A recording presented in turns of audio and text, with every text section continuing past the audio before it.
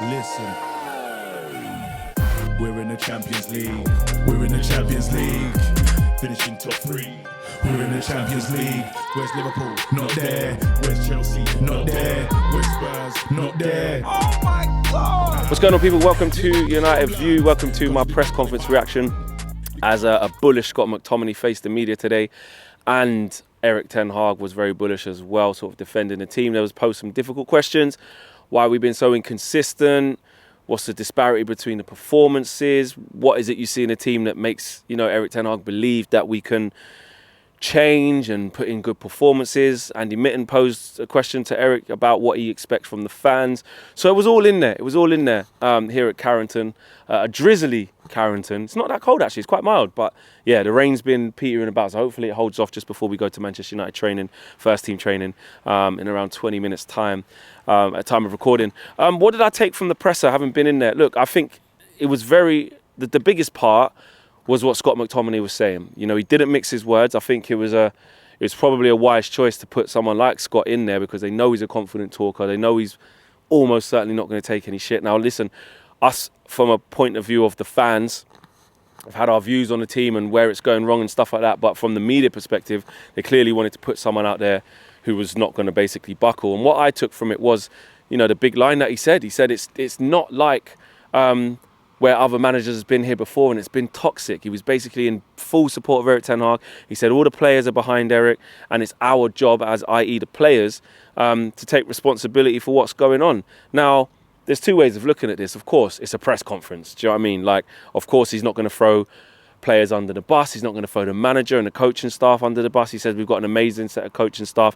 Now, us as fans, with what we're seeing on the pitch and the lack of development, we know there's bigger issues here. And Scott even alluded to the fact that, of course, I'm not saying that, he basically didn't say that everything is rosy, but he said they need to do their jobs, but they are all firmly behind the manager. And there was, I don't know if the media are trying to misinterpret what he said or inadvertently misinterpreting what he said, or we didn't mean it, but he said, I think he said players can get sort of misled or over understand the situation and basically, I wasn't sure. I'm still not sure about that, but maybe a bit of clarity. Maybe I can ask someone in the club what he meant by that.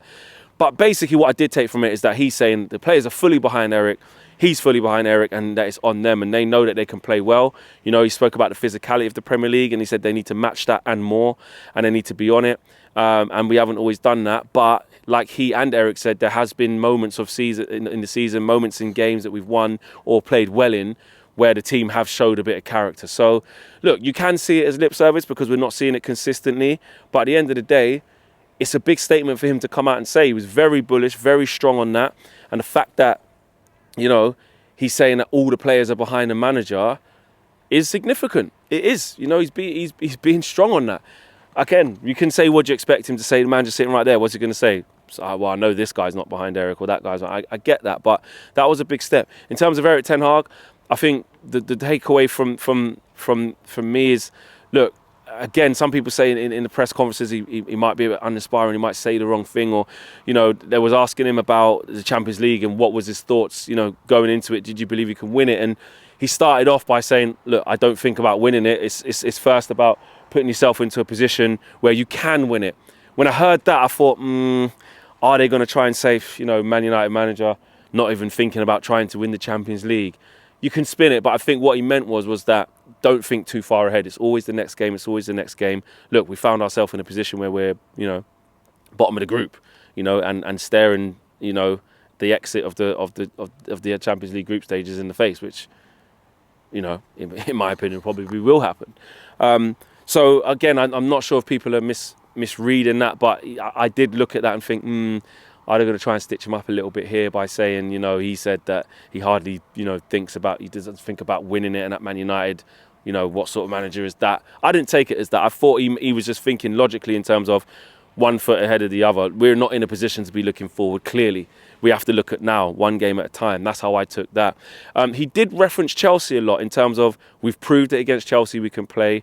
I think he said against, who was it? Brentford? No, not Brentford. It was another game anyway. But he did reference Chelsea a lot in terms of, we can see the levels. I know that we're capable. This is what we were able to do when we're at our best, and I believe in the squad. And again, he is under pressure. Of course he is, and the moment and the feeling around the club hasn't been good in that one result. And it's interesting because we was talking before we got in there, and actually in our group chat, Kenny, he put a stat up. It was I think it was TNT you might have put it up, but it was a reputable outlet, and it was factual about before the Bournemouth game where we were versus where we wasn't. And it was like, goals conceded and goals scored was round about the same. Points off the top, I think it was 9 points this time and 6 points this time last season before the Bournemouth game this is, or 6 points now. 6 points before the Bournemouth game, and now obviously it went to 9 points, but this time last year it was 9 points. Where we were in the league, it was basically all about par. And obviously you get smashed against Bournemouth and the perception changes because we were that bad. My perception changed, my feeling changed. I'm part of this. I'm not trying to take myself out. And it's like, I think Erik ten Hag will be drawing to that, to say there is adversity, yes, there absolutely is. And the way that we're performing in certain games, it's massively alarming. The signings, the players that maybe need to go, the incoming change, all of these things that he's trying to contend with, and stuff behind the scenes that we're not even privy to, which obviously will be happening in a dressing room. We can see it. Man United aren't silly. Erik ten Hag's not silly. Scott McTominay's not silly. We can see that there's going to be things in that dressing room that aren't quite right because we're not winning games. We're not progressing like we would have done. And when we do lose, we lose badly. And there's players who aren't playing, players who have been kicked to the curb or don't have a future here anymore, not getting as much game time, and players who have just come in who are going to be happy to get game time. That's what happens at work. That's what happens in any dressing room.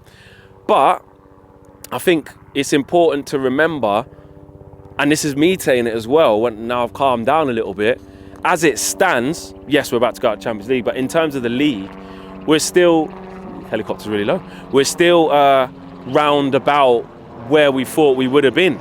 Which is weird to say because it doesn't feel like we're going to be there much longer. That's the problem. You're looking at what's going to happen at Anfield or how we feel about the Anfield game going into it. My thoughts. You look at the game coming up against Villa after that, I think it is, and West Ham away. All these tough games. All these tough games, and you're like, you know what I mean? That's an issue because in the next 5 games, what are we going to look like then? But as it stands, that's where we're at. So look, he was drawing to that. He also spoke about Old Trafford being a tough place to come to, and he wants to keep it that way, and we know it starts with us. We have to get the fans on board, and hopefully they follow us, and they have backed us even in bad times. And I do get the feeling of that. I mean, look, it is different in terms of when you check on match-going fans, or when you're in and around maybe Old Trafford more versus online. But even online, I think there is a big consensus. There is a big amount of Man United fans that want to stick with Erik ten Hag and think, absolutely sacking this manager, what will it do? And I agree with that. Now I've calmed down, I do. I haven't once said get Erik out, I don't believe in that, but I was just worried that with what's going on, if we have another terrible week, what would that look like for him? But it's important to remember that, we've got a lot of change coming, and batten down the hatches because this week's potentially going to be very, very peak. I'll be back with a match reaction, maybe talking about some news later on as well. There was some news about Anthony Martial not extending his contract, which was to be expected. Also, potentially Man United could be open to offers for Varane and Sancho and other players. So we'll talk to you guys later on. I'm off to first team training to see how these guys are doing, see if they're ready for tomorrow. Take care. Peace.